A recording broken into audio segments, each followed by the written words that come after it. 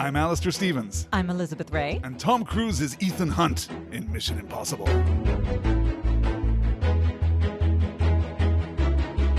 So according to the always reliable Rolling Stone magazine, Mission Impossible has the 15th greatest theme song in any TV show in history. Higher on the list than The Muppets, higher than The Simpsons, higher than Star Trek.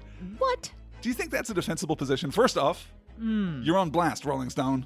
Is that a defensible position? I think it's defensible, but it's certainly highly subjective. Of the cultural footprint of the show, which started in 1966 and lasted 171 episodes before being cancelled in 73, and then did another 35 episodes from 1988 to 1990, which literally no one remembers, I'd say maybe, 5% of that cultural footprint is opening montage that shows you things in the episode you're about to watch. Sure. 5% is maybe masks and mustaches. 5% is maybe Martin Landau. And the rest of it is the song. Yes. But I'm going to tell you now, I've never seen anything from the TV shows. Like, I've never even seen that sequence. No, not a frame. Oh, well, I'm afraid I'm going to have to contact the authorities because I think constitutionally your father is supposed to have shown you episodes of Mission Impossible when you were a kid. I saw Dragnet, I think. I think everyone is supposed to sit down on a Sunday afternoon and watch at least one episode of Mission Impossible.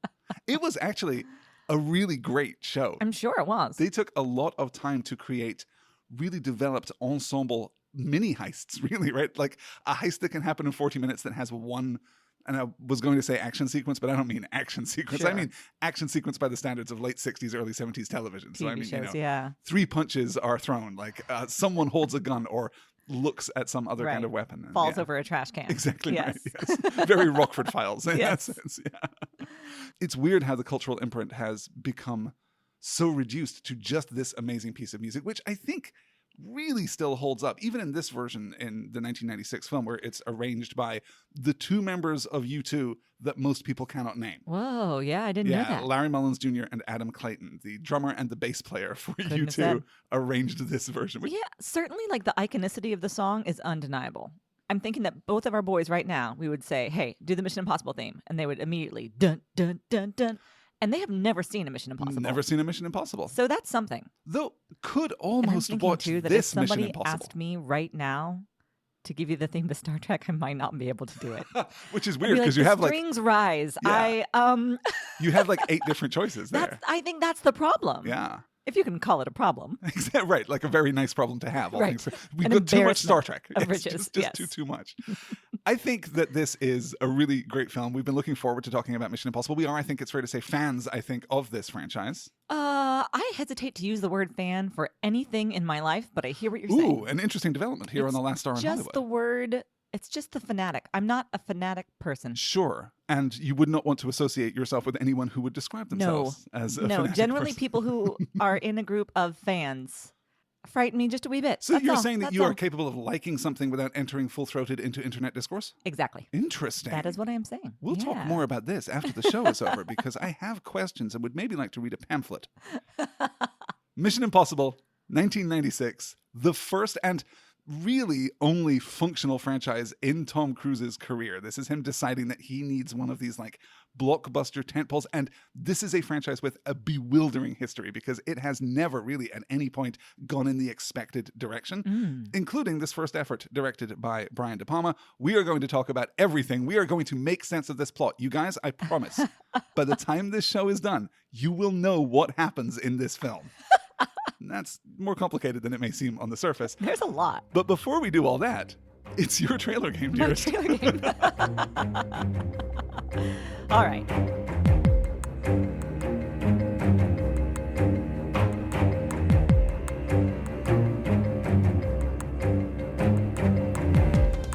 Ethan Hunt went to Prague. Now all his friends are dead. In the fast-paced world of espionage thrillers, that means he's our most likely suspect. Exploding bubblegum, exploding fish tanks, exploding cars. Faulty elevators and elaborate harnesses await as Tom Cruise is Ethan Hunt, an old senator man, and John Voight. Your mission, should you choose to accept it, get your ass in theaters this summer for Mission Impossible.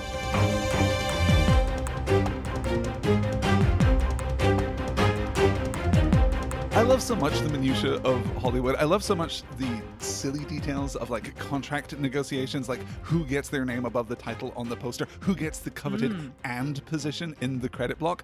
I don't know that their agents would be very happy about crediting Tom Cruise as John Voight. He took off a John Voight Look, mask. I saw it and happen was too. himself. I saw it happen too. Listen. That's not even special effects. Tom Cruise can just do that. He can just do it. The story of Mission Impossible begins with someone who has been in the background of Cruise's career since 1981, since the very beginning, his agent, Paula Wagner, who represented Cruise for CAA and has been with him every step of the way.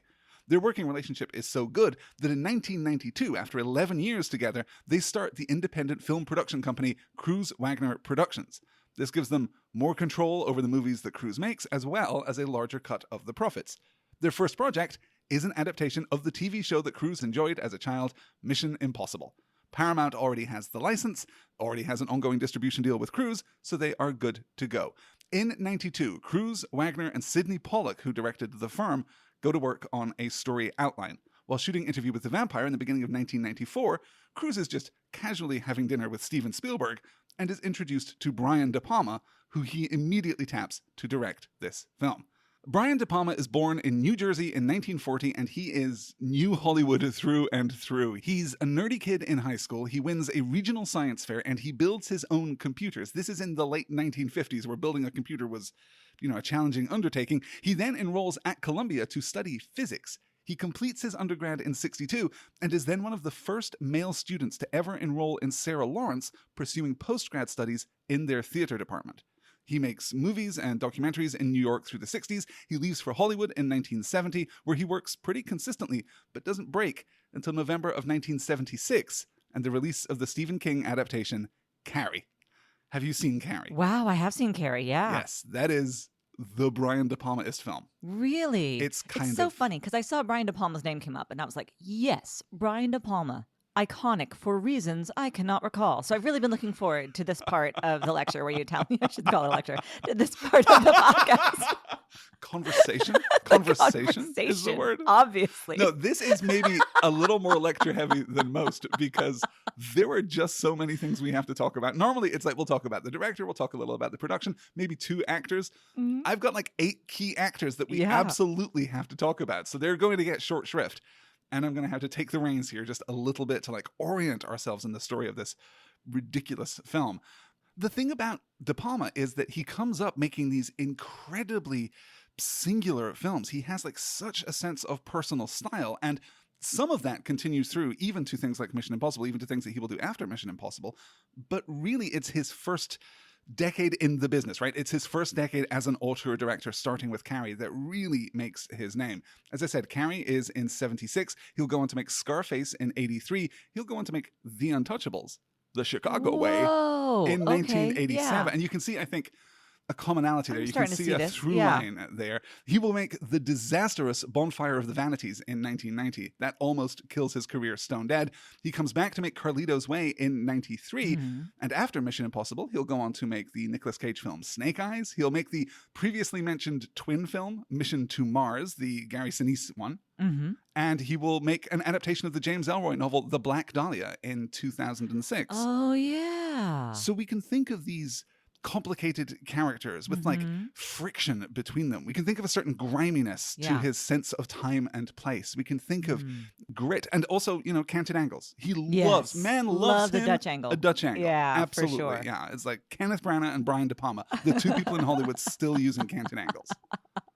Which is hard to complain about because I think some of the cinematography in this film is fantastic. I really enjoyed it. There were a couple moments especially where it reminded me of film school and learning about German Expressionism. Particularly when we were in Prague off the bank of the river and Kristen Scott Thomas is walking and she's worried and she's got like her hood or like her coat and her collar up and everything is blue and foggy and smoky and slightly canted. And we're cutting between these like very wide shots to get a sense of the space and then cutting very close in to get the emotional reactions. Right. It's extremely kind of mid-century expressionism. And to give the briefest of précis on German Expressionism, basically this idea that the setting communicates the interiority of the emotions of the characters. Yeah. Simple as that.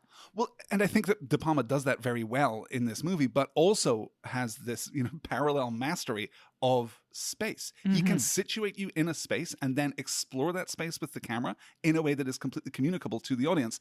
And anyone who's listened to me podcasting about movies will know I am kind of obsessed naturally with working out how these spaces work, the geography of any given set. And I get very frustrated when they don't work, when they are not true to life, right? Kubrick's Overlook Hotel is just a nightmare for me in multiple ways. But what happens in this film is that he can situate you in a space and then explore it somewhat playfully, somewhat anarchically through an action sequence, and you never feel anything less than grounded. You never feel unsure of where you are or where anyone else is. He manages to communicate that beautifully. And you're right, combining that with this expressionistic ability to reflect the interiority in the exteriority is really striking. It's cool. Is this your favorite De Palma? From that list, yeah. That was a hell of a lot of boy movies plus Carrie. Carrie, also a bit of a boy movie, yeah. A bit. At least in the way that it is shot. But that's part of the story, right? It's very exploitative of the female form because part of what it's doing is trying to make a movie for teenagers that can be seen in drive-ins. It's trying to make a very... It is both the thing that it purports to be and a satire of the thing that it purports to be, or at least a commentary of the thing that it purports to be. So Carrie is at least a more complicated film than that. But I was a huge fan of The Untouchables for a long, long time. And then we went back to watch it just a couple of years ago. Sure. And it doesn't really stand up. It doesn't really hang together not as much as you would want hope. it to. Yeah. There's a little bit too much style in that film and perhaps not enough substance. Not enough Sean Connery, I think, is really what it comes down to. So early in 1994, having met Cruise, De Palma takes the outline that Cruise has prepared with Pollock and drafts a script, and it is, by all accounts, very bad. They hire Steve Zaillian, who had just written Clear and Present Danger and Schindler's List. He would go on later to write Hannibal with David Mamet, Moneyball with Aaron Sorkin, and David Fincher's Girl with the Dragon Tattoo. Zaillian cracks the core idea of the story, but the script still isn't working, so it is passed to David Kapp, who had just written Death Becomes Her with Martin Donovan, and Jurassic Park with Michael Crichton. Wow. Kapp figures out the rest of the plot and produces the first workable version of the script. The project is then greenlit, at which point Kapp is fired and replaced with our old friend Robert Towne, who had worked with Cruise previously on Days of Thunder and The Firm. By this point, the film is already deep in pre-production, with De Palma designing and storyboarding action sequences that have no fixed place in the film. So Towne is in his office working on the story structure just to get an outline of what they are going to do, while De Palma privately rehires Kapp and works out the details of the plot. At this point, the budget is creeping upwards from 40 million to 60 million to 80 million. Woof. This is a huge film for the time. Can you feel that tension between these pre-planned set pieces? Because this is the thing that we're very familiar with here in 2024, right? We're very familiar with the idea that Marvel movies, Star Wars movies, the really big budget, films that dominate our cultural landscape at this point, that they go through this process called pre-visualization, where you start with 3 action sequences that you know are going to be in your film. And those things take so long to design and then to implement, usually, just inside of a computer, that you have to start on them at the same time that you start on your script. So scriptwriters come in knowing, well, there's this fight sequence and there's this escape sequence and there's this chase sequence, and those have to be in the script. That feels like a product of modern cinema, but obviously not. Do you feel that those sequences stand out in this film? Do they feel uncomfortable? Or do you think that they did a good job of integrating them into the flow of the plot? I think for this one, it's nicely integrated. I mean, the plot itself is crazy and convoluted, but I never had the sense of like, why are we here? How did we get here? Which I do sometimes have in other movies that are like action oriented. The 3 sequences that we know for sure were essentially worked out before the script was ready was, of course, the sequence on the train at the end, of course, the heist sequence in the vault at the CIA, and weirdly, the sequence in the cafe with the aquarium exploding. Yeah. That was one that they really wanted and was in there from the beginning. Cool. Though for the longest time, they didn't know who Ethan Hunt was meeting in that scene. They just knew that he had to be there. He had to meet somebody, sure. Yeah, the only thing for me in this one that stands out is just so ridiculous is the helicopter in the tunnel. It is quite silly. It's just so silly. It's a little bit hard to, but I mean, this, we've already done the exploding chewing gum twice now. That it's a silly maybe not even silly. You know that it's an over-the-top kind of movie. So it's like, it's okay because it's fun, I suppose. But Helicopter in the Tunnel, that one's a challenge for me. It's funny that you feel that way because this is very much a response to Bond, particularly by the time it comes out, right? GoldenEye sure. comes out the year before the first Pierce Brosnan Bond movie. And this is hailed at the time for being grounded, for being about spycraft, and for being about, smart characters behaving smartly and not using a space-based weapon to blow people up, as in GoldenEye.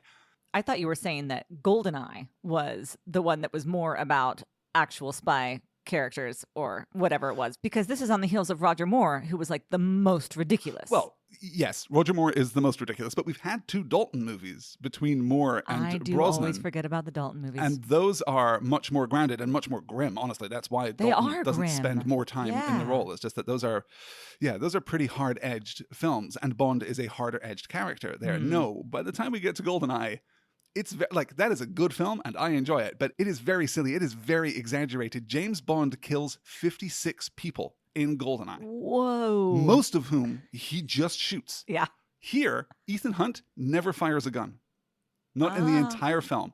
Okay. And that is, I think, very deliberate. That is very intentional. Bond is still relying on spy gadgets that might as well be magic. And the fact that here we do the legwork, right? We have weird sequences where we're typing things into a computer. We have actual hardware that we're interacting with. We get to see the mechanisms of how we're performing these, slightly cartoonish, slightly exaggerated action sequences, but mostly we're grounding things in Cruise's intelligence and physicality. Yeah. In Hunt's intelligence and physicality. Sure. I guess. So I guess it really is the exploding gum is the outlier there. The exploding gum, but also that's, basically realistic, right? That you can smush together two compounds and they will explode. Yep. Yeah, okay. I mean, again, not completely grounded. This isn't Bourne, right? This pendulum will continue to swing and it will take us all the way to the Bourne identity.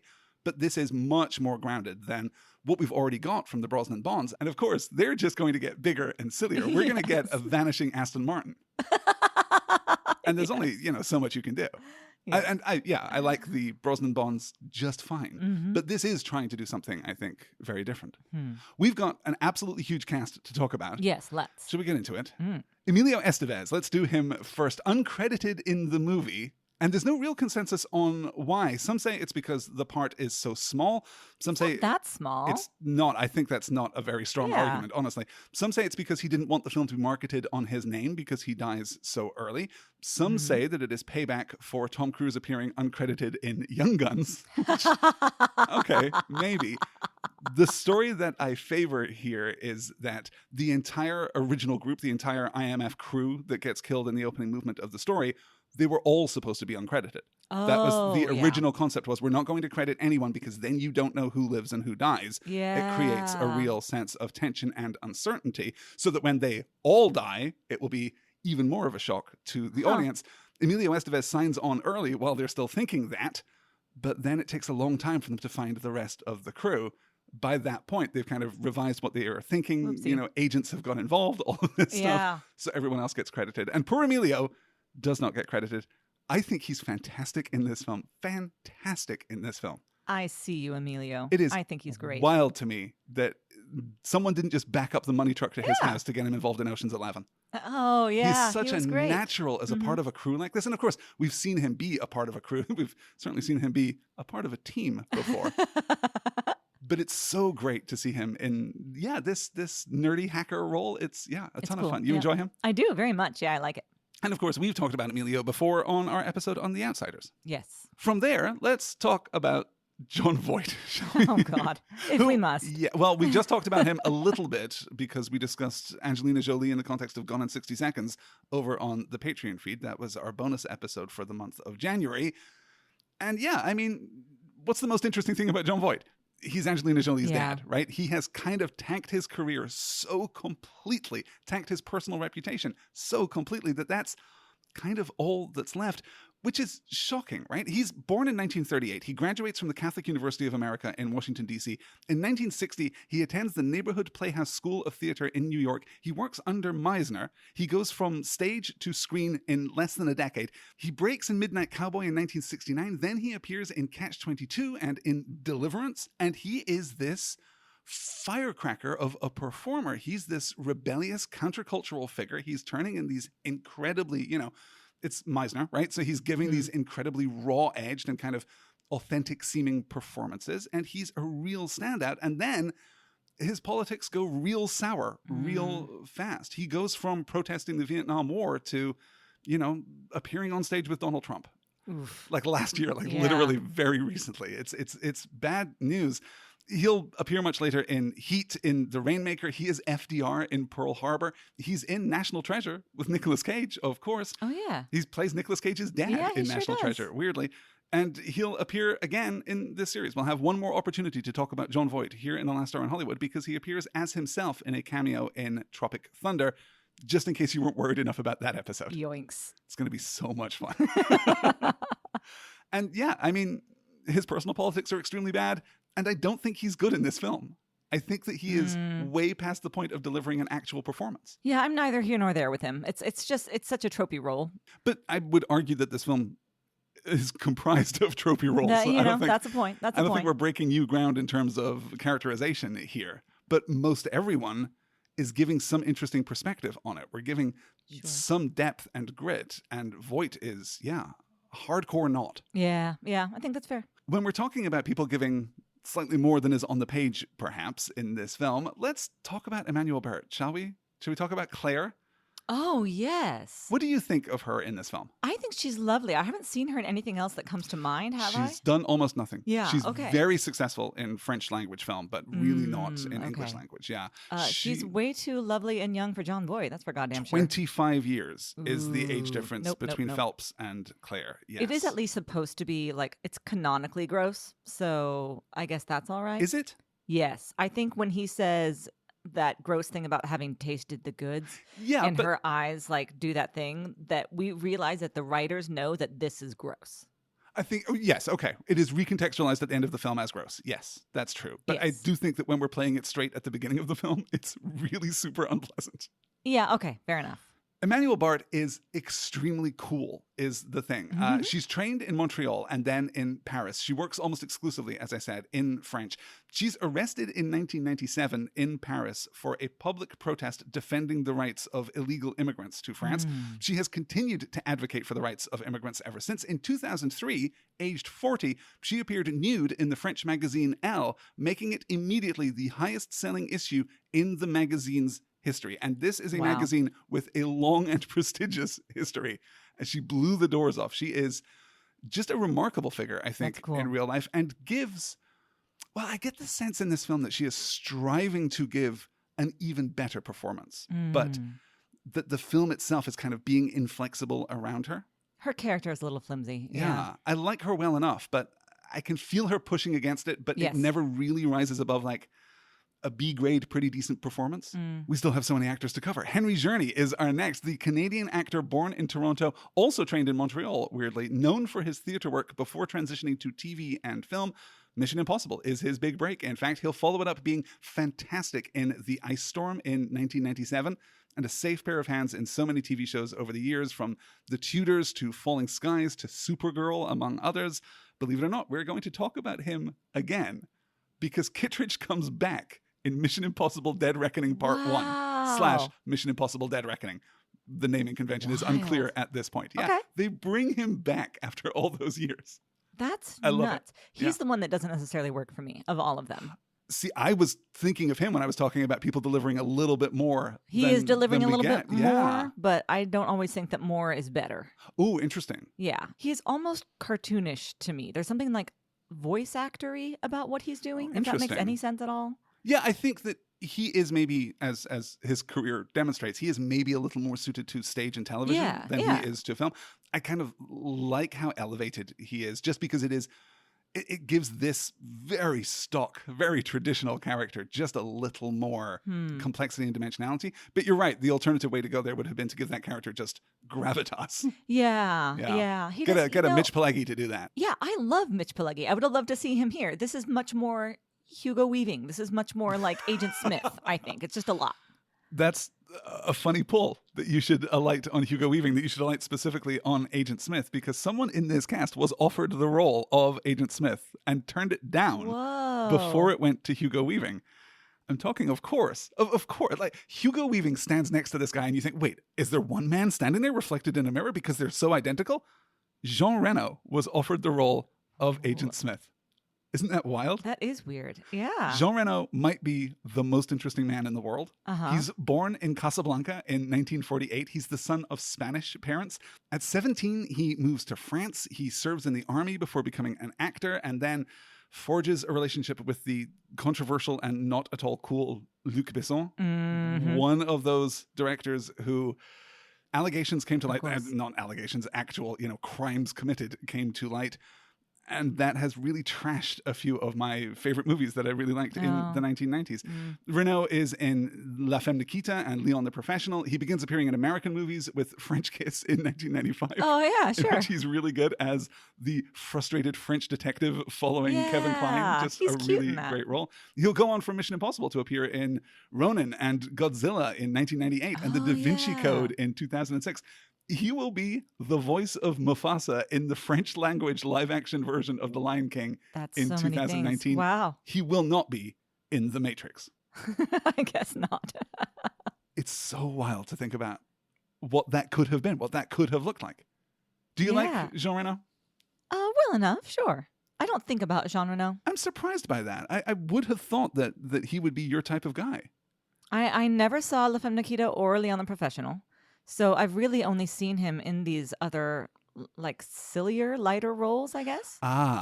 Sure, where he's being brought in as, like, French stunt casting. Yeah, like, in the same way as you would deploy, like, a Paul Hogan as, like, here's someone who's not American, but you can kind of get their whole cultural shtick just from how they look and speak. Yeah, I can see that. He's maybe not at his best in Godzilla, certainly, which is probably his such a terrible movie. Highest profile role, I would say. Could be. Yeah.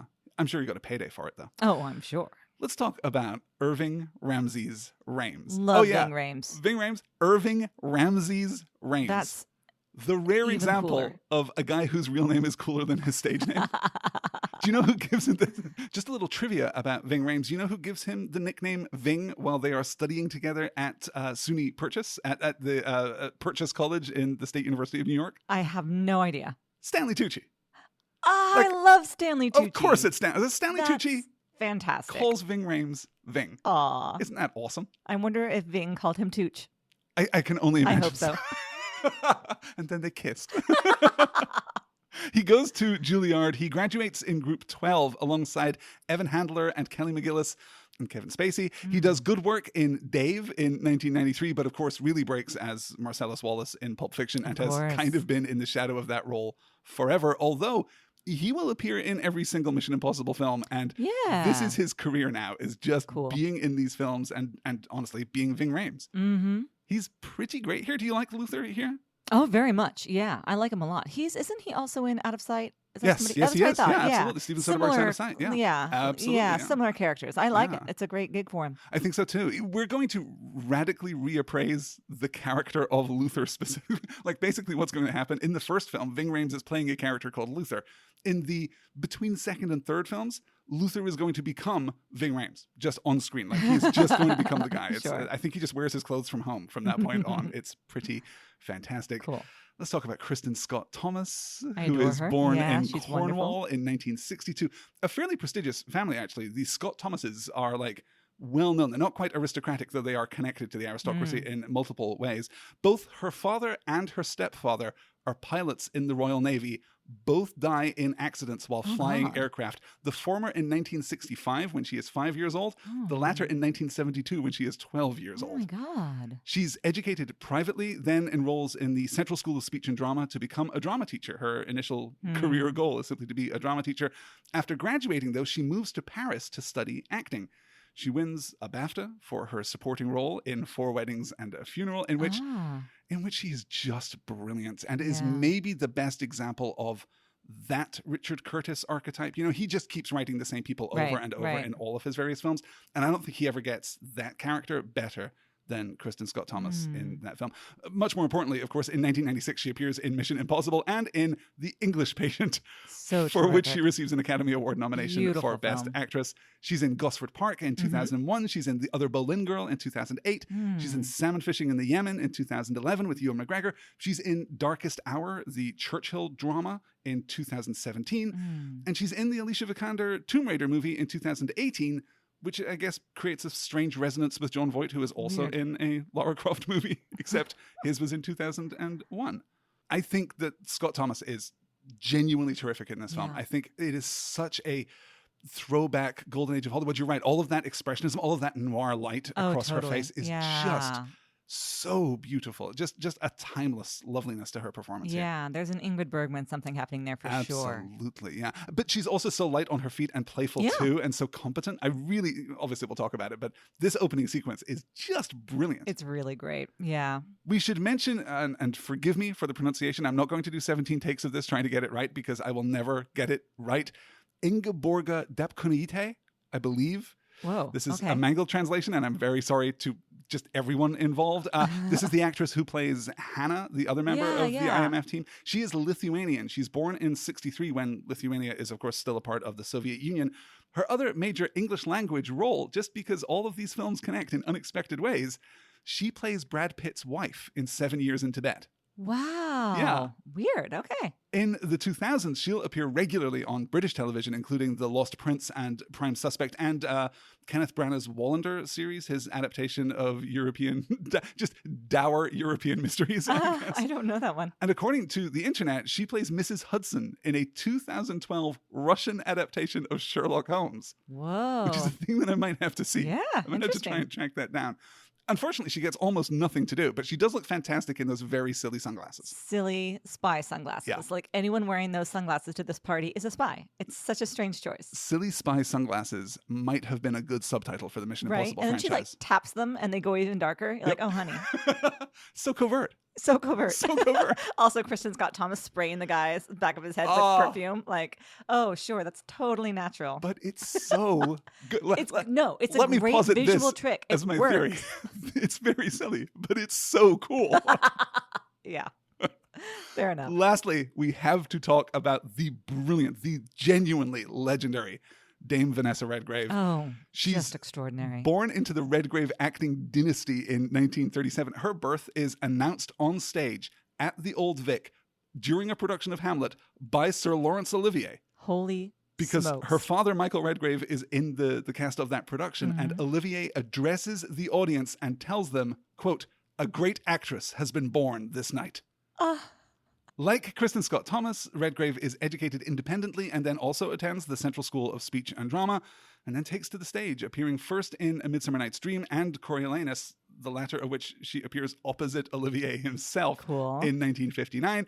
In 1966, she originates the role of Miss Jean Brodie in Muriel Sparks' The Prime of Miss Jean Brodie. Is that a text that you... Not that at is all. Such a fixture of like public education in Scotland that I find it surprising always that people have not like read it and internalized it. It is to Scotland what like Mice and Men is to American public schooling, right? Except that it is fiercely feminist in an off-kilter kind of like it's preempting second wave feminism in this really rich and interesting way. It's a great I will maybe talk about that someday soon over on Stars and Swords because it's such a great text. And Muriel Spark is, you know, a Scottish cultural legend. She is so important. Yeah.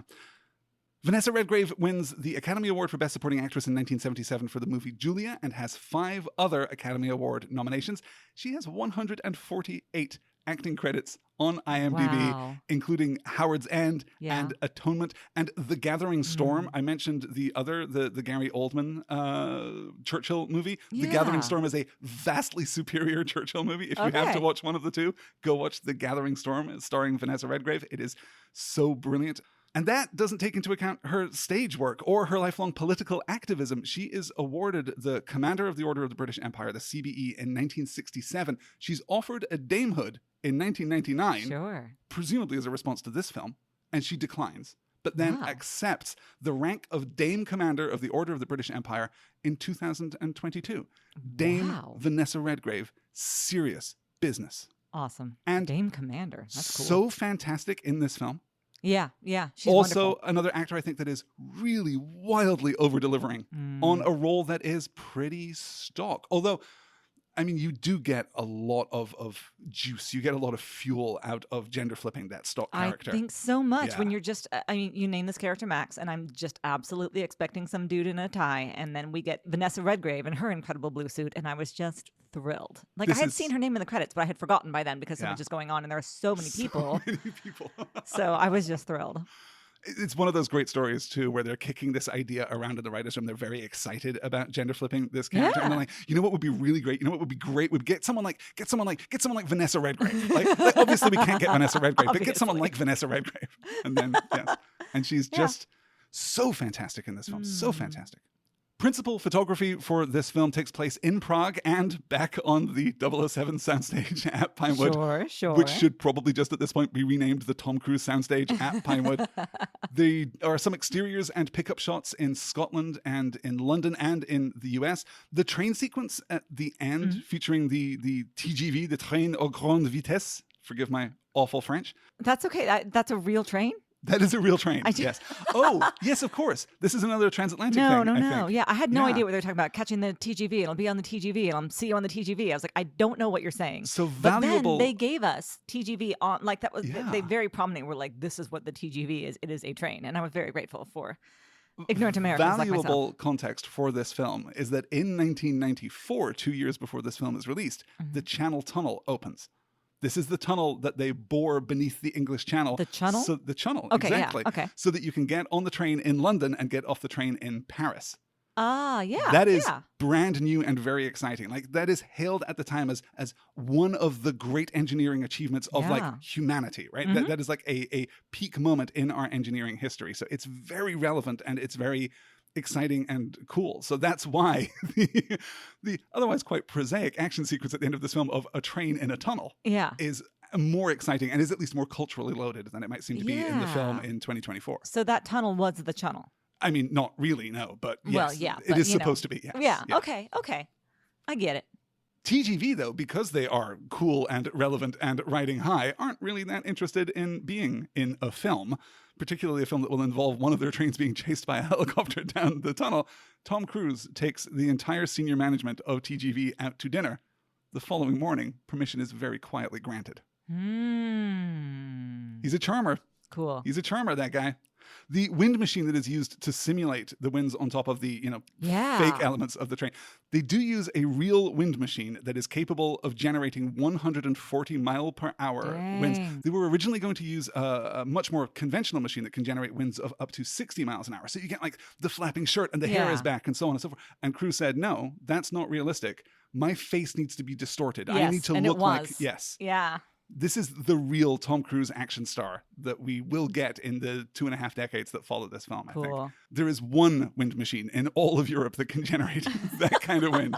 So they buy it and transport it to, weirdly, just outside of Glasgow. A lot of those exteriors are shot in the Scottish lowlands. That's very cool. Okay. Alan Silvestri is hired to write the original score for the film, but it is rejected very late in the day, and Danny Elfman is hired to write a whole new score in only a few weeks. Wow.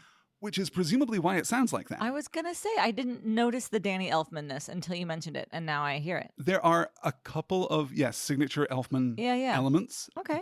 But really the thing about this score is that it is incredibly blunt. It is incredibly forceful in its attempt to, underline and emphasize the emotional content of the scene. Sure. There are a couple of moments, particularly when we're back in the safe house and we're switching pretty quickly from this is a light comedic moment to this is a moment of like ominous foreshadowing to this is sudden tension, where the score is just all over the place and is I switching. didn't remember at the time. I did notice that every time the theme comes in, cool though it may be, it's so loud. Oh my God. It is prominent. I was having a real turn it up, turn it down moment. Yeah. The version of this theme song that's written by Larry Mullen Jr. and Adam Clayton of U2 is the core of a very successful Mission Impossible soundtrack album, which features 3 pieces of Danny Elfman music. That arrangement of the Mission Impossible theme, the Cranberries song that we get right at the very end of the film when Tom Cruise and Ving Rhames are outside the pub. And then a bunch of songs that are just kind of like thematically connected, or just a bunch of songs that are cool at that moment. We've got Pulp and Massive Attack and Bjork, the fantastic British band Skunk Anansie, which never really, I think, made it in the US, but were fantastic, like punk rock band in the mid-1990s. Just really terrific stuff. So yeah, it's a great soundtrack album despite having little to nothing to do with the content of the film. It's vibes only, right? Vibes-based soundtrack design. I love it. Yeah, I like that. Mission Impossible is the first movie in the United States in the history of cinema to be released in more than 3,000 theaters simultaneously. Wow. It broke records for a Wednesday opening. It broke records for an opening weekend in May. It broke records for the Memorial Day weekend and 6-day box office records. Awesome. It is huge when it is released. It opens the same week as Heaven's Prisoners, a completely forgotten thriller starring Alec Baldwin and Kelly Lynch. Flipper, the adaptation of the Australian TV show starring Paul Hogan and Elijah Wood. And in theaters that same weekend, we've got week 2 of Twister. We've got week 3 of The Craft. We've got week 4 of The Truth About Cats and Dogs. Wow. And week 27 of Toy Story. Sure. Wow, Toy Story was before Twister. That doesn't seem right in my brain. Yeah, but like a half a year. Isn't that crazy? Okay. Yeah. Finishing out at a cost of $80 million, the movie makes $458 million worldwide, finishing third for the year, right behind Twister, which makes more money, and Independence Day, which makes basically twice as much money. Sure. Independence Day was very cool. An impossible hit in 1996. Such a big movie. Yeah. Oh, and of course, it is third in the rankings, just above the 4th-ranked movie, Jerry Maguire, because this is Tom Cruise's year. The movie is somewhat controversial on its release in a very minor and well-mannered way because the cast members from the original TV show do not like what this film is doing to the character of Jim Phelps, who was originally played by Peter Graves in the TV series, both the 60s, 70s TV series and the late 80s version too. And not to dismiss the feelings of those actors, but it is wild that that would be a controversy. Now, that would not be a controversy in 2024. We are now so deeply enmeshed in the idea of IP, right? There is no purity to any kind of depiction on screen. There's no association between an actor and a character. Characters can be recast at any moment. Entire texts, entire franchises can be reimagined and relaunched and rebooted at any moment. The idea that you could be upset because Peter Graves is not playing Jim Phelps in this film, that Jim Phelps is turned into a villain in this film, and that I get a little bit somehow more. Hurts the legacy of Mission Impossible, which, by the way, had zero to no legacy at that time. Yeah. It's oddly charming in how how small and well-mannered and kind of prosaic that objection was at the time. The critical response to this film is somewhat mixed, and that's due in part to De Palma refusing to give promotional interviews for the film right before its release. There's a sense that something is uneasy about life on set. The truth of it is that De Palma and Cruise did not get along at all. And that kind of makes sense because De Palma is an auteur director, right? He is a guy you hire because of his vision, but this is the first movie in which Cruise is really running the show. It's his production company. It's his idea. It's his outline. It's his input on the action sequences, on how things are framed and shot, and certainly on how he performs his own stunts. Yeah.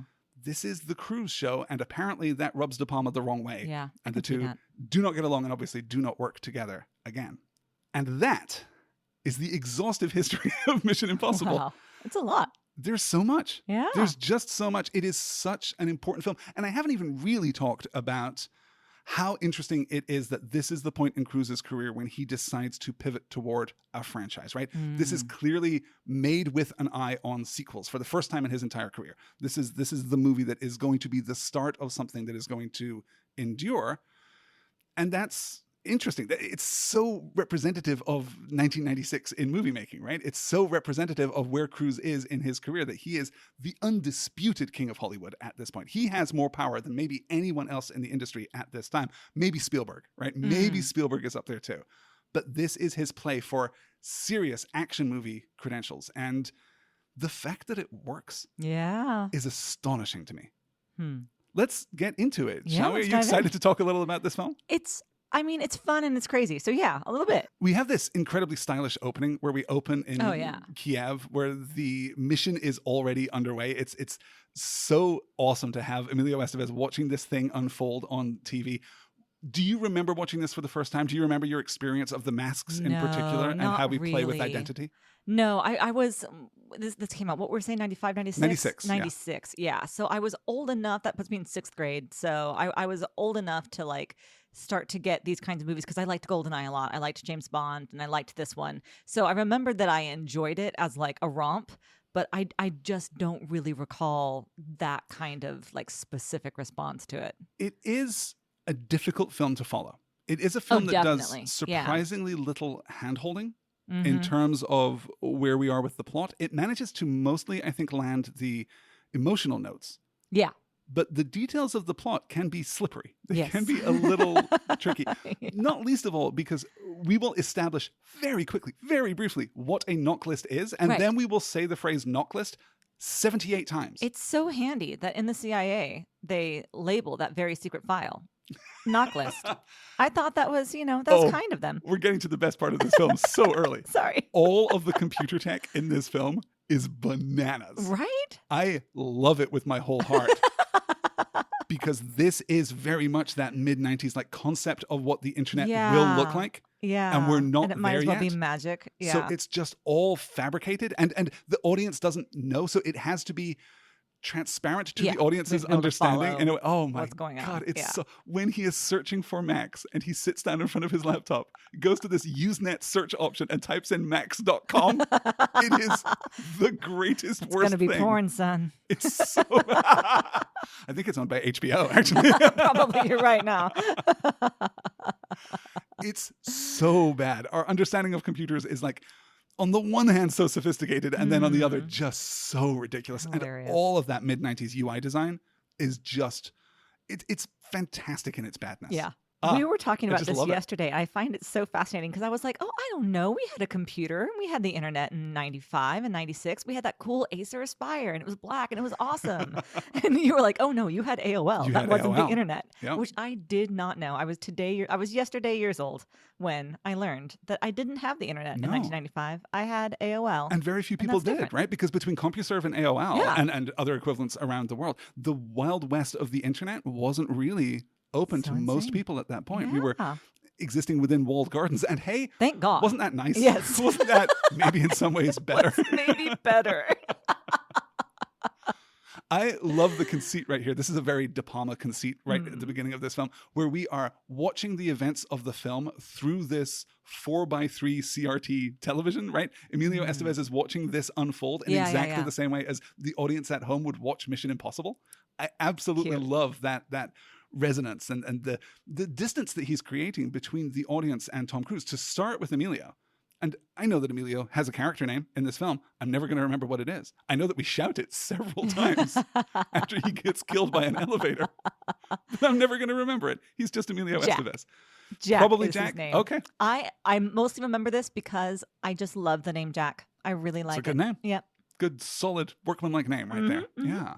So we get the mask reveal that this is Cruise. We get the reveal that the girl on the bed is not in fact dead, though I love the way that we're already teasing that, right? It's smart enough and it's confident enough that it will let the audience to some extent in on the magic trick that's being performed. Because we see like the girl behind Jack, we see enough of her costuming because it's that like Fräulein looking weird outfit that she's wearing. Yeah. Where when she enters the frame of the screen that he's watching, we realize that room is connected. It's such a cool sequence. Yeah. And even he gets that line, she's been under too long, right? So we're already building this tension. It's just fantastic. What do you think of Cruise's look in this film? Because that moment where he tears off, we get the rubber tearing, which is so obviously it's partly a digital effect too.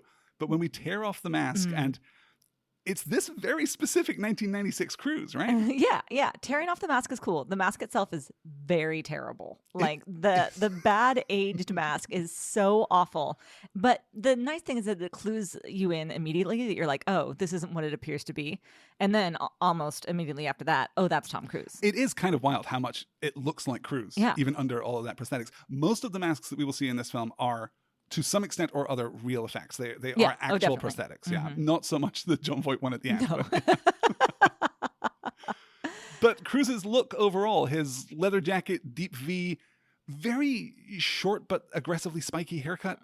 Is he working for you here? Yeah, I feel like sure. this is either peak Cruise for you or this is not your I Cruise. mean, it's just so of an era. It's so 96. Yeah. It's so, like, I just see all of these, MTV music videos with the guys with that haircut and that very shiny, shiny jacket, Iris, where the Goo Goo Dolls is like spinning in the chair with the telescope. Like, it's just a look from that time. Yeah. Exactly that vibe, yeah. Mm. From there, we cut to the title sequence, and it's a very faithful Mission Impossible title sequence, right? We get the music, we get the typography, we get the fuse, and we get the montage of shots from later in the film. Which I didn't know It's was the a throwback whole to the show. film That's really right cool. there It is in the whole front film. of you. Yeah, kind It's of wild. so good. I really love how it's put together. I think this is a film that puts an incredibly strong foot forward. I think that first this Kiev stuff, then this title sequence, then we're in Prague, right? The briefing scene lags a little bit, but the way that the Prague sequence plays out is so exciting. Like, to establish you in this world so completely and then subvert it so quickly. Yeah. It's masterful storytelling. It really is. It really is. It's a great start. We cut the cutaway to Phelps on the plane where he gets, of course, the other element of Mission Impossible. I didn't even think about this, right? So it's 5% Martin Landau, and it's 5% masks, and it's 5%, exploding tapes, right? This tape will self-destruct in 5 seconds. Yeah, I can't go with you on this is like real spying, and it's not as silly as James Bond. The more I think about it, the more I think it's maybe sillier. I think you need to go back and watch GoldenEye. I really do. And like Maybe Brosnan, it's a just fine. different kind of silly. I mean, the thing is, right, that what we're really doing here is we are orienting Mission Impossible around spycraft in a way that Bond, by this point, is really not about spycraft, right? You go back to Connery, and he is a spy, at least in his first couple of films, at least in Dr. No, like, he is a spy.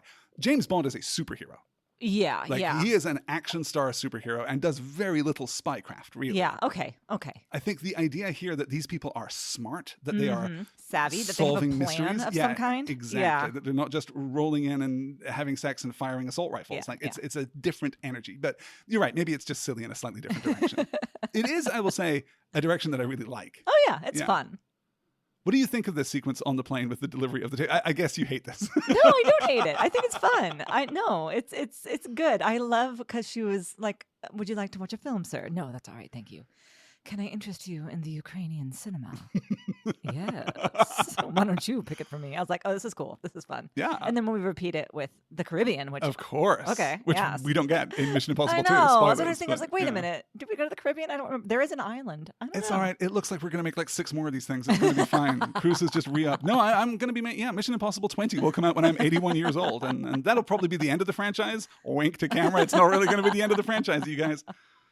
Are you surprised that this $80 million blockbuster movie, the largest opening in cinema history, are you surprised that they stop the action completely so that we can get a, 90-second briefing tape that is just like on the plane? On the plane, yeah, just sepia-toned with like the world's most boring voiceover?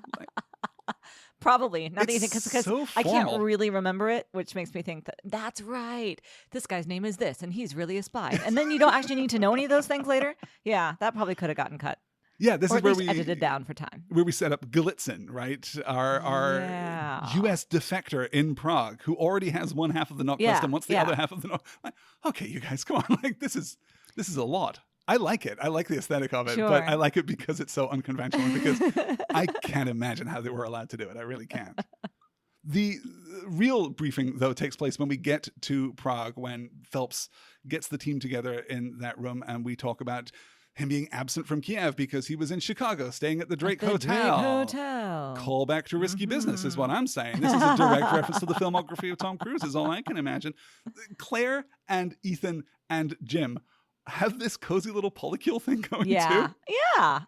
It feels that way. It's interesting. Doesn't it? Yeah. Well, and then obviously Jim uses that to manipulate him later. So this is also where we establish the explosive gum that we'll need for later. It's also where we establish that the real life senator that Ethan Hunt is going to impersonate. I'm so confused by this. So he is supposed to be a real life senator. Yes. Okay. I wasn't sure if that's what was happening, or when he said you're going to be there in character. Yes. If that's because he was always part of his big psyop thing. What does psyop mean? People keep calling Taylor Swift psychological operation. So dumb. And don't say people, say assholes. Okay. Yes. I thought that was implied, but yes.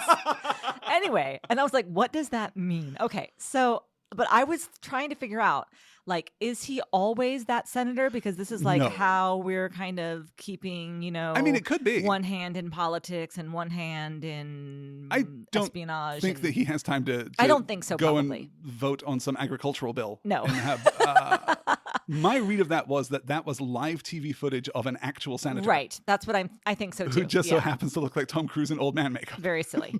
Very silly, but okay. I Whatever. like it. I think You do? it's really good. Yeah, no, I do. I also think that Cruise's performance is kind of good. Okay. I can see that. I just think his accent work is always a little silly. I really appreciated one of the reasons I remember Jack's name is because when they're waiting for the elevator and it's him in the old man makeup and Kristen Scott Thomas. It's the best and thing. she's like, don't you have someone on your staff named Jack? And he's like, oh, I think I do recall a man named Jack. An He was unreliable fellow. And he's like, all right, foghorn. That's a good joke. It is a good joke. And really, this whole sequence is just so strong, so capable. And it is building that capability into the characters, I think, that really connects us to them, right? We've got Emilio in the elevator shaft. We've got the thumbprint scanner. We've got the flirty, teasing kind of chemistry between everybody that's also like super professional and that capable. Everybody has. Yeah, that's cool. It's just really strong.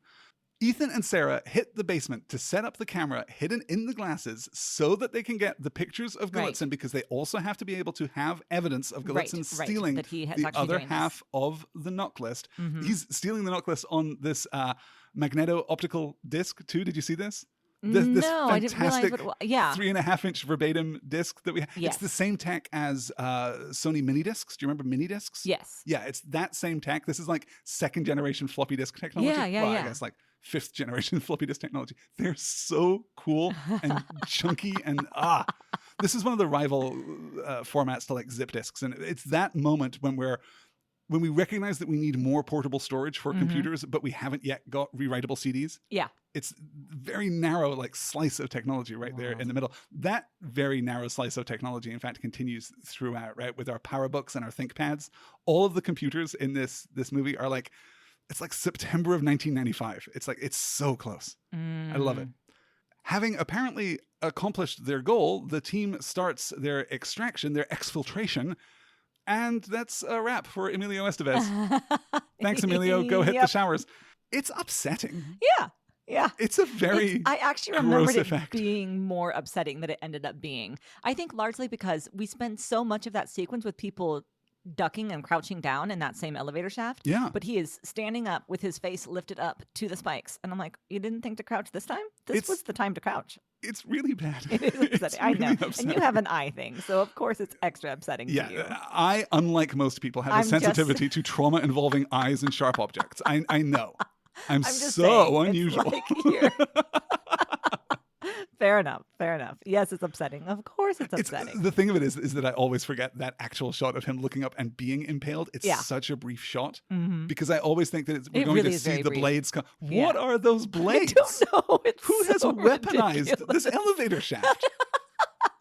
Was Phelps in there with a team of contractors like 3 weeks before? Spoilers, you guys. Phelps is the bad guy in this movie, just in case you haven't been watching at home.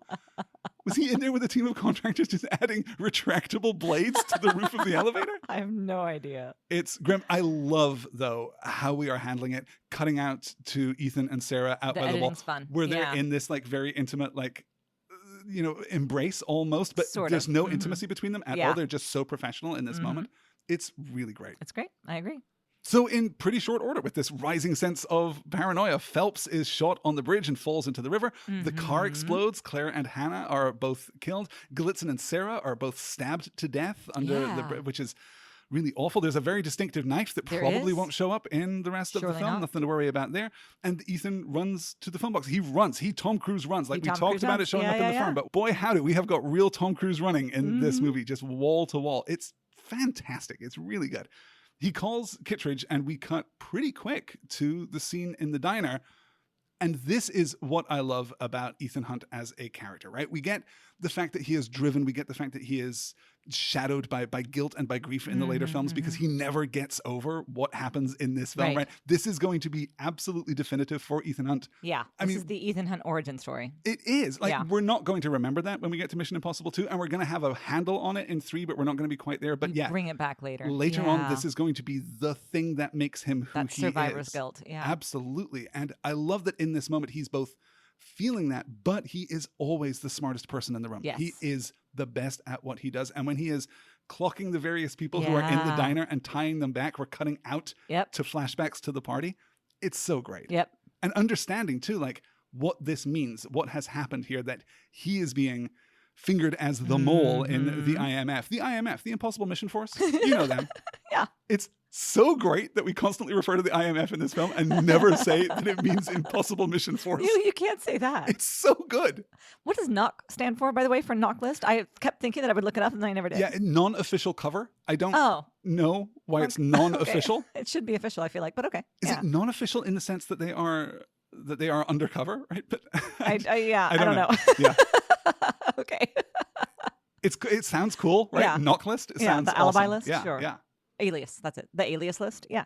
As good as this sequence is, I do wonder about delivering all of this exposition just by having Kittredge say it out loud. Yeah. I'm not sure that this is the best way to deliver, Max and Job 314 specifically. And Job 314 at this point. Sorry, so yes. Gotten to Job, yeah. Of course, because he's the dumbest at spycraft.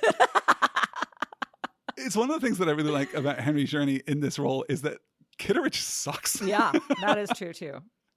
Ethan blows the aquarium in order to escape, which is a very cool sequence, actually. It's really neat. This is it. This is the first time Tom Cruise performing his own stunts. There is uproar at the time. The insurance people don't want to let him do it. Sure they don't. The stunt guys don't want to let him do it. But he's, executive producer, king of the hill of this film. And if he wants to do it, he's going to do it. The real reason that he wanted to do it originally was that they just couldn't get it to look right with any of the stunt performers. They couldn't get a shot that looks like Tom when it's not Tom. That makes a little bit of sense. That's his argument today about doing all of his own stunts in these films. The audience has to know that it's really me, that I'm really the one doing it. That's what makes it exciting because we've all seen a million stunts. And I think that there's an argument to that, really, right? Yeah. The best special effect is the truth. Amen to that. Yeah. Yeah. It's a really striking sequence. I love the reverse shot that we get of him running down the street with the pool of water coming out behind him. It's so cool. Really nicely done. Yeah.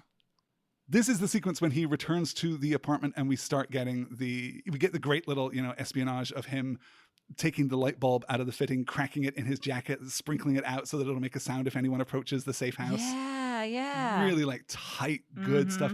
And then the very silly sequence of him searching the internet and not finding a lot. Yeah. And we have, of course, the clue of the Bible, which if there is a misaligned element in the plotting of this film, it is definitely this Bible. Yeah, it doesn't make any sense. Why does Phelps even have it? Yeah. Let alone, why does he have the very specific one that he stole from the hotel room back in the Drake Hotel in Chicago? Yes. Yeah. Yeah, I don't know. This part doesn't make a whole lot of sense. You gotta want that. Yeah. It's a great set piece, though, I do want to say. The production design throughout is really cool, but the safe house set is awesome. It's maybe my favorite in the entire film. Yeah, it's so rich. And I love that we keep returning to it. It's really good. We then get this dream sequence of Phelps showing up, which I don't love. But I really like the way that it's inverted when Phelps really shows up later in the film. Sure. That's a really strong moment, I think. So this as a moment unto itself, not really for me. I don't need my heroes having, delusional hallucinations at any point. But yeah, as a way of seeding Phelps' return later in the film, pretty good. And then, of course, we get Claire, who is now all wide-eyed, blinky, ingenue, breathy. Yes. How do you feel about her at this point in the film? Once you find out everything that's going on, I really like her. So the fact that she is playing a role right now, she's pulling it off beautifully. She's pushing all of his buttons and she's manipulating him, pretty much perfectly. Ruthlessly. Ruthlessly and just spot on. So I think it's cool. And even the intelligence of it, right? Oh, yeah. When he's demanding to know why she came back here. And it's 4 o'clock. It's 4 o'clock. It's 4 a.m. It's 4 o'clock. We were supposed to come 400. back. She's really selling that shell-shocked, kind of mimicking him, right? Reading his emotional state and kind of reflecting that back to him. Which Smart. Is, Smart.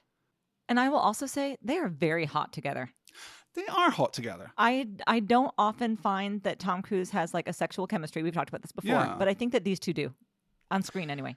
I think that there's something about this character. There's something about Ethan being like, we've talked before a little bit, like looking ahead in our series about Tom Cruise's action hero persona, and that the special skill that he has is communicating the fact that he is holding on by his fingernails. Yeah. That he's never really completely in control. That's what makes him so compelling in this type of role. And there's something emotionally, sexually about that too, right? Where he's caught up in this whirlwind with Claire, and he's as susceptible to it as she is, right? Yeah. No one is seducing, like obviously textually Claire is seducing Right. Ethan at this point, but we don't know that. Right. In the moment, it feels as though neither one of them is really seducing the other. They're both just caught up in this thing. Yeah. And the more we watch these films, the more I think that you put Tom Cruise on the back foot. Yep. You make him reactive, and that's where his magic lies. That's where it comes from. You can make him super confident and super capable, and he can do a thing in that space. And it's obviously a compelling and successful thing looking at his career. But I really love what he can bring as an actor when he is reactive. Yeah. And I think there's something to that here, that if he was seducing Claire, it would feel very different. It would feel more mechanical and more cold, perhaps. Yeah, But maybe so. That's yeah, there's an interesting. immediacy here, as well as, in the foxhole together. Like, it's just a yeah. hot situation, really. From here, we get the very complicated instructions from Max that he has to go down and buy cigarettes and then ask this person for a light, and then the car pulls up and he's put in an upsettingly embroidered hood. It's like silly, but also really upsetting. Don't love it, gotta tell you. But then we get the reveal of Max in all her glory. So cool. Oh my Welcome, God. Vanessa Redgrave. So great. Ethan tells Max that the knock list is a trap, that the knock list that he has just delivered is a trap, but she has to test it. And then we get IMF agents showing up like immediately, which is cool. But they've already left. That sequence of them walking out across the rooftop is neat. It's just very capable. And this kind of capability in an action film of this sort is really, catnip to me. Yeah. By the time this sequence is over, Max has made the agreement with Ethan to give him $10 million and Job in exchange for the real knock list, which he is going to have to steal from the CIA in Langley. Buckle up, you guys. It gets real good from here. Back at the apartment, Claire takes inventory and signs up to help. Ethan searches for disavowed IMF agents. Very helpful to have that database, for sure. And we introduce Luther and Franz, Ving Rhames and Jean Reno. We get our briefing about Langley. We set up the heist, and this is the most memorable sequence in the movie. This is the best sequence in the movie. I think it's the most memorable sequence in all of the movies for me. I think that is a really strong position. I cannot immediately... Yeah, there are a couple of fragmentary sequences that I can remember that I think are at least as good. I think of racing through the streets of Paris. I think in that extended chase sequence with Rebecca Ferguson much later in the run. And I'm breaking my own rule here by talking about the future movies in this franchise. There are a few sequences that I think at least rival this one, but I would be surprised if we come out of all of the Mission Impossible movies without this being in our top 3. Oh, totally. At least. We should actually do that. We should keep a list of the best action sequence in each movie. And then maybe figure out how they rank right there at the end. And I'd be interested, too, in whether or not that ranking is different from the ranking of how good the movies are. Oh, sure. Probably. Yeah. So this goes really quickly here. They infiltrate the building dressed as firefighters. Which I almost lost the thread of at some point. It was one of those things where I was like, oh, yeah, we're firefighters now. Like, there's a lot happening. Oh, yeah, we're firefighters now. I forgot. Claire is put to the only use that Claire can be put, which is look hot and drug this guy, William Dunlow. But also, if you want to look like somebody who's blending in that everyone's going to forget, don't be so hot in a red dress. Yes. Like, you made a mistake. As everyone in that cafeteria is like nudging each other and looking at this woman. When did the hottest woman in history come to work for everyone else here?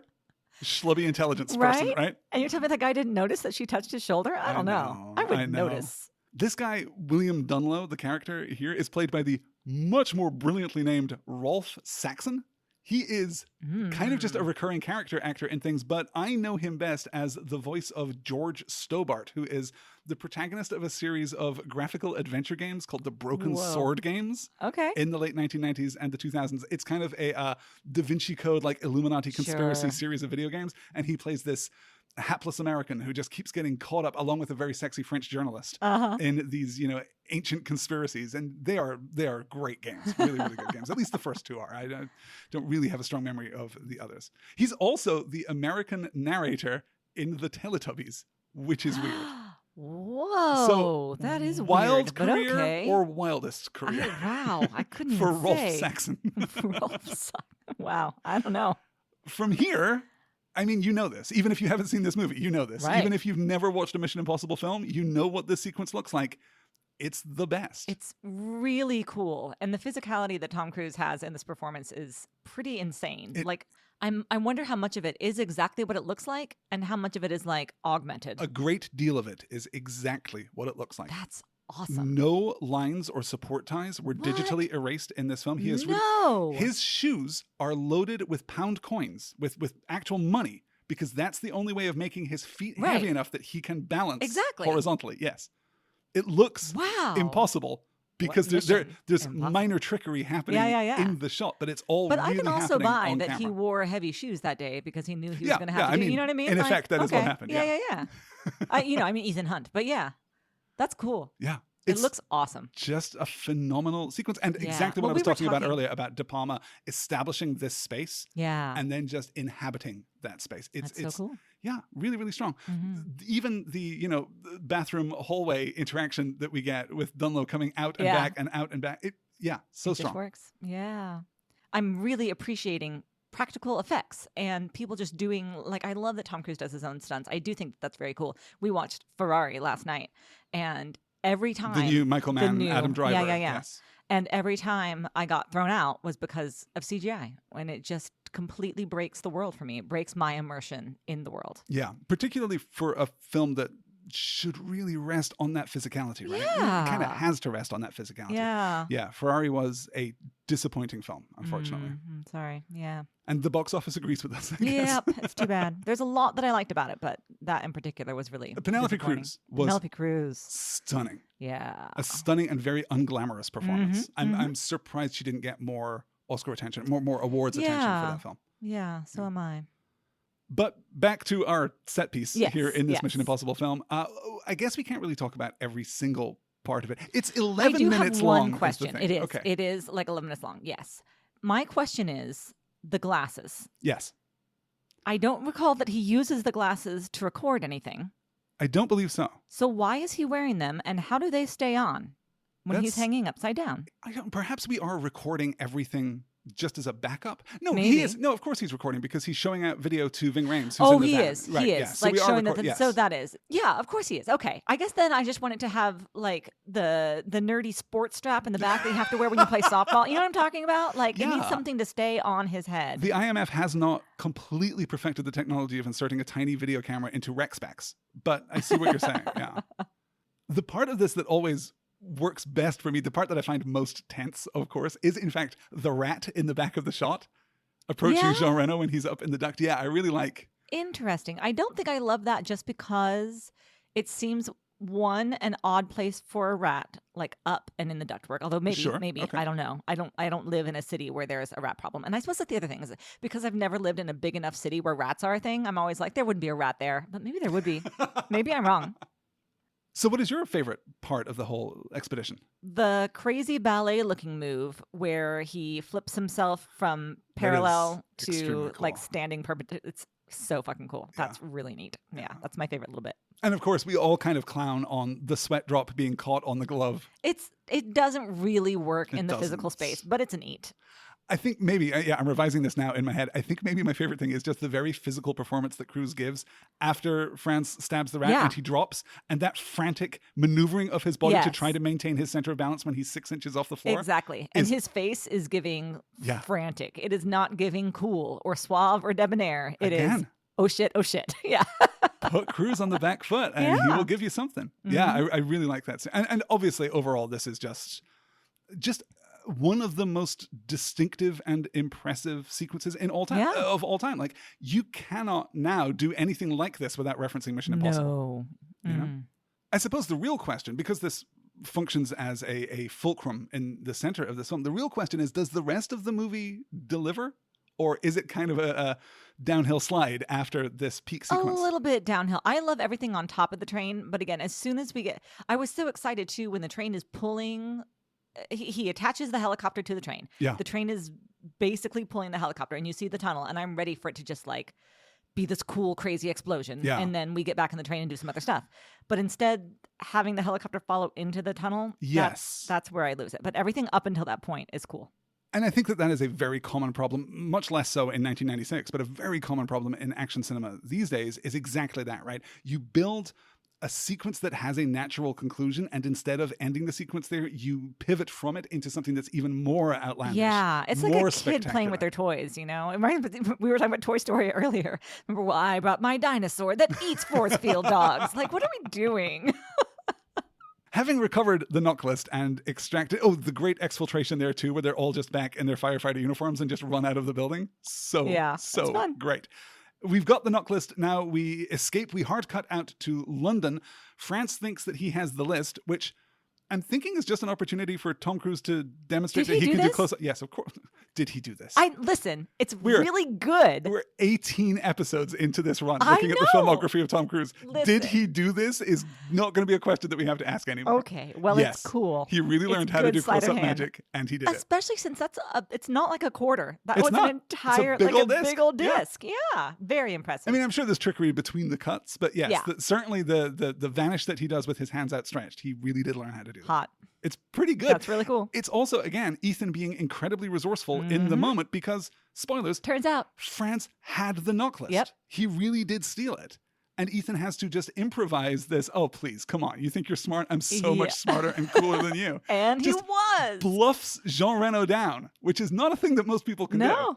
Really That's impressive. Awesome. Yeah. And earns the loyalty of Ving Rhames forever. Luther, I should say. Yeah. Yes. The moment when he trusts the disc then to Luther is really strong. That's why Luther recurs through all of these films. It's that moment of connection. This is also the sequence where he realizes that the Bible has come from the Drake Hotel in Chicago. And oh my God, maybe Jim Phelps was in on this the whole time. We get the sequence here too with Claire showing Ethan the news report that his mother has been arrested. Yeah, all the parent stuff was a little bit. We didn't need sucks. it. Yeah, it's we so don't need bad. That. It's also so bad that we're so insecure in our delivery of this information that we have to give Ethan's mom the middle name Ethan. It's his mom. They have the same name. Wait, okay. Yeah. Is that what it was? Yes. Oh, that's really terrible. Not good. Really not good at all. No.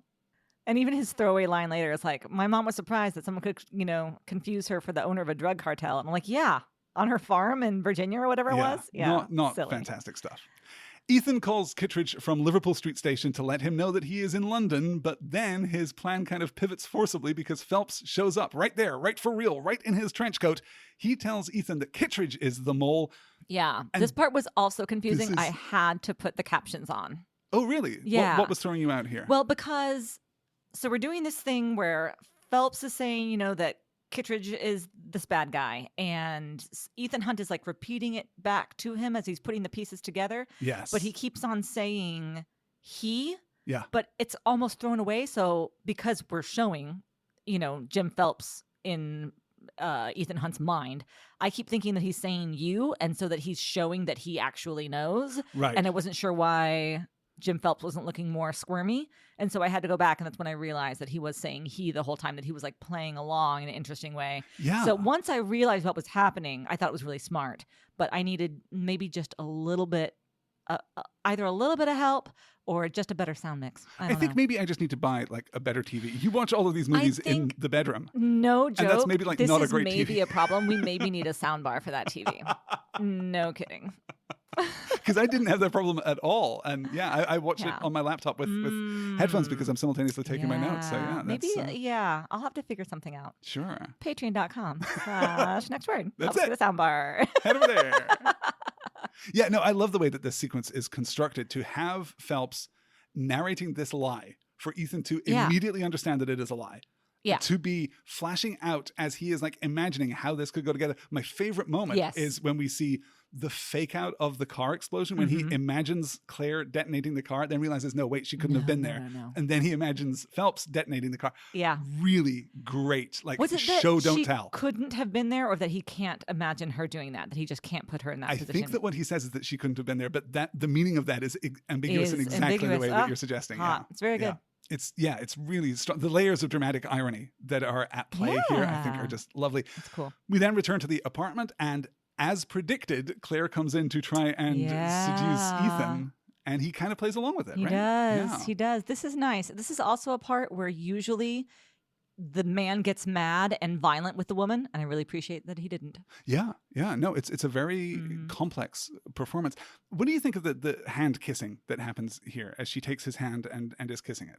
I thought it was lovely. Yeah? Okay.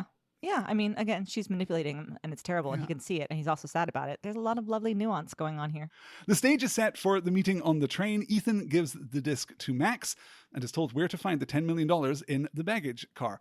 We get this little short sequence here where Luther is blocking the upload from his laptop, but then has to move because Kitteridge is coming down the train. The tension of people on a train being forced to move from carriage to carriage because they are being covertly pursued by someone.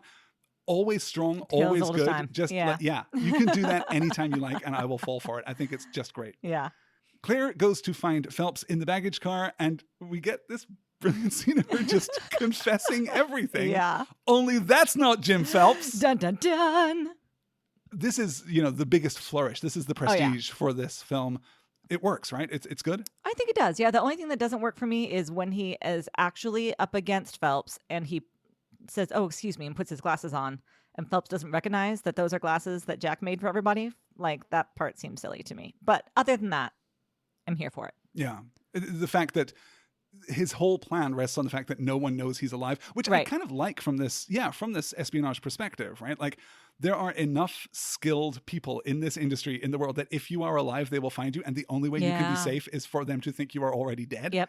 Is actually kind of good. Mm-hmm. The sequence is, a little frantic there. Obviously, here, Claire dies. Yeah. That death seems to be used to motivate Ethan at least a little bit. Oh, maybe a little bit, but he was already as motivated as he was going to be. So you're seeing this just as like a clearing up of the villains of the piece, right? Like, we have to take out Claire so that we can just focus on Phelps. We don't have to do anything secondary here. Basically, yeah. That we don't have that loose thread to tie up. Do the optics of the woman is the one who dies kind of it's still terrible. bother you? No, it's gross. Yeah, and Phelps and his gross line I mentioned earlier, after having tasted the goods, I knew so it's disgusting. So gross. It's so disgusting, yeah. Yeah, no, they do her dirty, unfortunately. And from there, we get on the top of the train, I guess. Yeah. And it's a powerful action sequence. Everything on top of the train is all of Cruise's work on top of the train is cool and good. Having him repeatedly here take that leap of faith, just let go of something and then grab onto something else and just succeed over and over in these minor ways as he's approaching Phelps is good. Neat. I don't think that necessarily the physicality of Jon Voight works here. I'm not sure I'm completely convinced that he could do it. Yeah, nope. It's not maybe the most compelling thing, but it's beautifully shot. It is beautifully arranged. We have this real sense of kineticism of speed. I think we lose that a little once we're in the tunnel. Yeah. And obviously, yes, the Everything helicopter in the tunnel is dumb. very ridiculous. And I will say too that the dimensions of the tunnel change as we're moving. This is the only space that doesn't feel figured out to me. The dimensions of the tunnel change depending on what we need in that moment. And that's a little dispiriting, but still very compelling, perhaps overlong, particularly after we had this incredibly tense sequence earlier in the film. Yeah. And that's it. Eventually, the bad guys die and the train stops and we get the helicopter rotor blade coming within like 4 inches of Ethan's neck.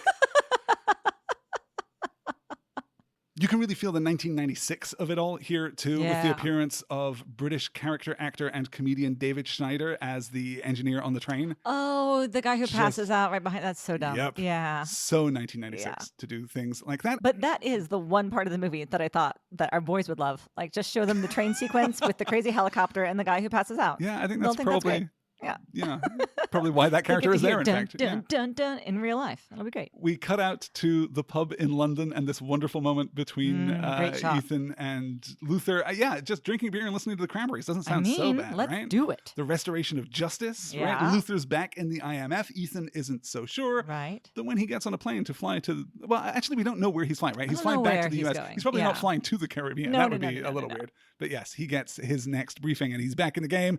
Bang! Closing credits. And that's Mission Impossible. We've obviously had a great time talking about this film. Where does it go on the list? He asked provocatively. Yeah, I mean, it's easily top 3. Easily top 3. So you think so? Categorically better than Rain Man? There's not even a conversation to have. Not even a conversation. Okay. No. So actually, if you're saying top 3, you're saying categorically better than The Firm. There's not even a conversation to have. The Firm is cool, but no, this is The Firm plus. Yeah. Okay. I mean, in a way, yes. Right? Yeah. No, sure. Absolutely. Yeah. I think that it is definitely better than The Firm. Definitely, it's so difficult, right? These are very different movies. It's not as iconic as Top Gun. It's maybe not as complete as Top Gun. Mm-hmm. I think that maybe the franchise will get there. Mission Impossible 1 is a great film, but it's going to be overshadowed by subsequent Mission Impossibles. Yeah. Spoilers for future discussions, well, it's maybe I guess. A little thin, certainly emotionally. I think about like how emotionally rich Top Gun is. True. Yeah. We don't engage with grief the way that Top Gun engages with grief, and we have perhaps more cost. Later Mission Impossible films will deal with that grief in a better and more sophisticated way. That's true. That's a very good point. So for me, the discussion is it better or worse than A Few Good Men? Which is such an apples and oranges comparison that I don't even know what you do. It is. That's a really hard one. I'm gonna say that it is better. Yeah, like A Few Good Men is great, definitely. And God, the script writing is so extraordinary. A Few Good Men has a line of dialogue that has hung over the industry ever since. This has an entire 11-minute action sequence that has been parodied and replicated and duplicated. Yes. Yeah. I think it has to be. That sounds right. Top Gun, Mission Impossible, A Few Good Men. That sounds right.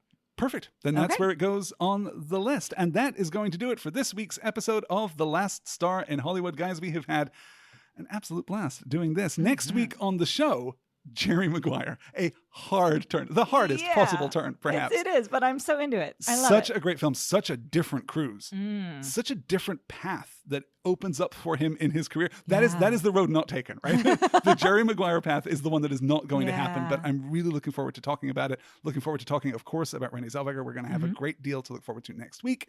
Everything that we do here at The Last Star in Hollywood is possible thanks to you guys. Elizabeth, would you like to thank our wonderful superstar patrons, our personal IMF team who can undertake any mission, no matter how impossible? Our very own knock list here. Yes. Thank you to Leslie Skipa, Louise in Dallas, Megan Lauder, Phoebe, Art Kilmer, Kimberly Bear, and Self on a Shelf. Thank you guys so much. So grateful. We'd break into a building for you anytime. Let's go. Get the sunglasses. One quick plug before we wrap up here. This coming week on my other podcast, Stars and Swords, I am beginning a new book, our third book in this series. We are talking about The Invisible Life of Addie LaRue by V.E. Schwab. I cannot wait to record this podcast. I've already started taking notes. It's so good. It's going to be a really fun discussion. So pick up that book, read part 1, and then head on over to Stars and Swords this coming Sunday for the first episode of our ongoing discussion. 6 weeks for that book. Can't wait. It's going to be so much fun. That's going to do it for The Last Star in Hollywood. Next week, Jerry Maguire will be back with you very soon. Until then, take care. See you next time.